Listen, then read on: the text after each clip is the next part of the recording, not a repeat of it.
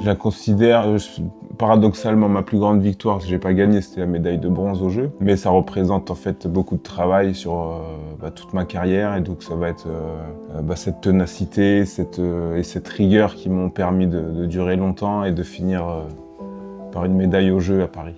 Dans le cliché, ça va être d'être une maman et d'avoir été championne olympique. Mais dans la vie de tous les jours, ça va être d'être arriver à tous les jours, essayer d'être un peu plus forte et de rester moi-même. Moi, la grossesse s'est très bien passée. J'ai fait du sport du début à la fin. Je me suis pas arrêtée. Et d'ailleurs, j'ai repris le sport un mois après. Et j'ai jamais perdu mon esprit de me dire que j'avais envie de revenir à la compétition. Donc je me préparais et en même temps, je retrouvais du plaisir à m'entraîner. Et je crois que le bébé, il a apprécié aussi parce que il était bien en forme en sortant. Première fois. On va découvrir. Et qu'est-ce qu'on attend? Flotter. Aussi, si tu peux me redonner des petits points de sommeil, pas forcément dormir, mais des petits points de vie, parce que là, je ne sors pas beaucoup en ce moment. Moi, je suis stone. Pendant, c'est un truc, mais en fait, quand ça s'arrête, moi, j'ai eu l'impression que comme si j'étais lesté vraiment, quoi. Enfin, mon corps, mes bras, j'ai l'impression qu'ils faisaient 2 tonnes. Moi, je me sens reposée, bien, zen. Zen, c'est le mot, je pense. Ouais. Moi, au début, je pense que j'avais du mal à relâcher la nuque.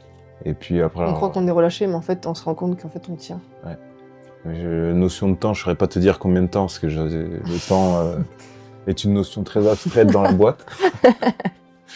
Mais après, quand je me suis relâché totalement, et c'était spécifique. C'est dur de le décrire comme sensation, en fait. C'est très bizarre. C'est difficile de penser, je trouve. Enfin, des fois, contrairement à, je trouve, quand je suis quelque part où je médite, ou des fois je me dis arrête de penser, là, j'ai toujours des idées. Et là, je sais pas, c'est comme si les idées avaient du mal à venir. Et puis, tu as envie de te concentrer sur ton corps, mais en même temps, tu le sens pas vraiment. Donc, c'est assez étrange. Ouais, mais... Tu te déconnectes vraiment, en fait. C'est impressionnant. Ouais. Moi, j'ai eu des tensions quand même. Enfin, j'ai senti que mon bas du corps, il se laissait vraiment aller. Et je sais pas si le fait d'avoir réussi à relâcher la nuque, mais du coup, j'ai eu une tension qui était venue dans l'épaule. Du coup, j'ai essayé de bouger pour changer. Puis, à un moment donné, j'appuie dessus. J'ai dit, en fait, il fallait que j'appuie dessus pour qu'elle parte, quoi.